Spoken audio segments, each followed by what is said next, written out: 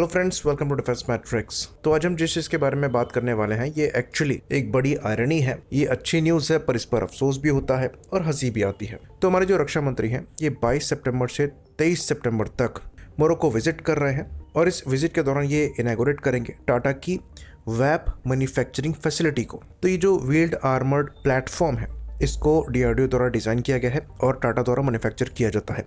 Morocco ने हाल ही में अपनी मिलिट्री के रिक्वायरमेंट को पूरा करने के लिए इनको सेलेक्ट किया है और ये लोकली मैन्युफैक्चर किए जाएंगे। तो इस डील के अंतर्गत ये व्हीकल वहाँ पर लोकल बनेंगे भी, साथ में 50% के अराउंड लोकल कंपोनेंट्स को यूज़ भी करेंगे। तो अब ये तो अच्छी न्यूज़ होनी चाहिए, पर इस पर अफसोस और हंसी क्यों आती है? क्योंकि ये सिस्टम एक्चुअल में इंडियन आर्मी के लिए डिज़ाइन किए गए थे, लेकिन आर्मी मात्र 15 ऐसे व्हीकल को ऑपरेट कर रही है और मोरक्को द्वारा ये इनसे 10 गुना ज़्यादा नंबर में ऑपरेट किए जाएंगे, यानी कि एटलीस्ट 150 ऐसे व्हीकल्स मोरक्को द्वारा इस्तेमाल किए जाएंगे। तो आयरनी यहाँ पर यह है कि हम अपनी रिक्वायरमेंट के लिए इस व्हीकल को डिज़ाइन करते हैं, बनाते हैं और सारे टेस्ट में भी ये व्हीकल सक्सीड करता है, लेकिन उसके बाद भी हम इसके प्राइमरी यूज़र नहीं हैं।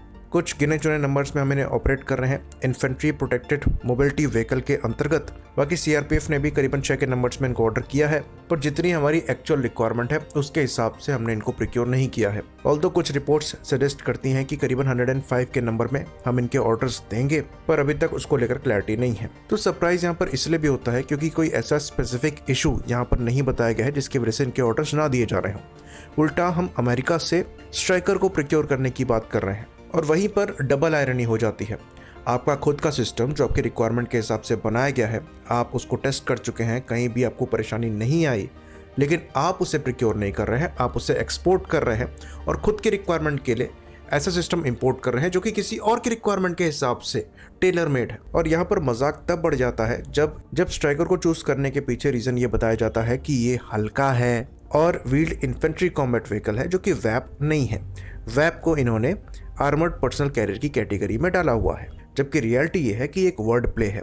आप एक ही व्हीकल को दोनों कैटेगरी के लिए बना सकते हैं। इवन स्ट्राइकर को आर्मर्ड पर्सनल कैरियर और इन्फेंट्री फाइटिंग व्हीकल दोनों कहा जाता है। क्यों? क्योंकि आपने उसी व्हीकल में वेपन को माउंट कर दिया है। ये काम आप टाटा वैप के साथ भी कर सकते हैं। इवन इसके माउंटेड गन वेरिएंट को प्रपोज भी किया गया था। जहां तक रही बात वजन की, तो वजन में जो स्ट्राइकर है ये 18 से 21 टन के अप्रॉक्स का है, वहीं पर जो टाटा वैप है ये थोड़ा हैवी जरूर है, वजन अप्रॉक्सीमेटली 24 टन का है, लेकिन इंजन भी वहां पर पावरफुल है। करीबन 600 हॉर्स पावर का इंजन टाटा वैप में लगा हुआ है और स्ट्राइकर में ये 350 हॉर्स पावर का है। तो स्ट्राइकर का जो पावर टू वेट रेशियो है ये 19.3 हॉर्स पावर पर टन का है, वहीं पर टाटा वैप का ये 24 हॉर्स पावर पर टन है। तो अगर आपको ये लग रहा है कि हायर एल्टीट्यूड में वेट की वजह से परफॉर्मेंस इशू आएगा, तो पावर टू वेट रेशियो इसके अगेंस्ट में जा रहा है क्योंकि टाटा वैप का आपका सुपीरियर है। तो ये लॉजिक बैठता ही नहीं है। और सबसे बड़ी बात, टाटा वैप आपका एम्फीबियस है, यानी कि ये पानी में भी तैर सकता है, जो कि स्ट्राइकर नहीं कर सकता। और हमारी तो ये स्पेसिफिक रिक्वायरमेंट होनी चाहिए। ऊपर पैंगोंग सो लेक है। तो ये चीज़ हम पहले भी डिस्कस कर चुके हैं। खाली एक चीज़ है जो कि स्ट्राइकर के फेवर में जाती है और वो ये है कि वो 20 टन से कम वजनी है, इसलिए उसको आप C-130 सुपर हरकुलीज में रख सकते हैं और उस एयरक्राफ्ट से एयर ड्रॉप कर सकते हैं। बाकी वैप के लिए C-17 और IL-76 लगेंगे, पर ये इतना बड़ा इशू नहीं है। और सबसे बड़ी बात, स्ट्राइकर को लेकर यहाँ पर जॉइंट मैन्युफैक्चरिंग की बात चल रही है, तो ऑर्डर संख्या बड़ी होगी जो कि बिल्कुल भी सेंस नहीं बनाता है।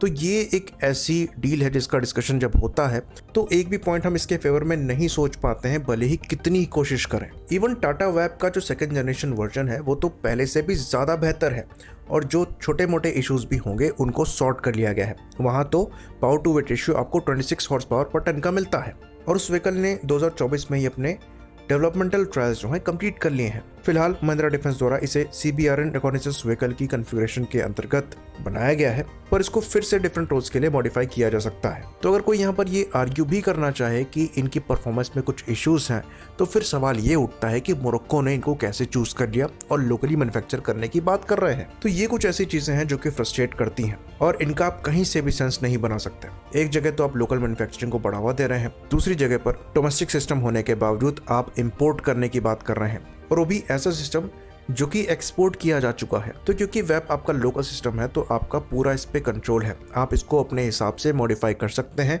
चेंजेस भी फ्यूचर में कर सकते हैं। तो ये आपको हमेशा एक एज देगा किसी भी इंपोर्टेड स्ट्राइकर से।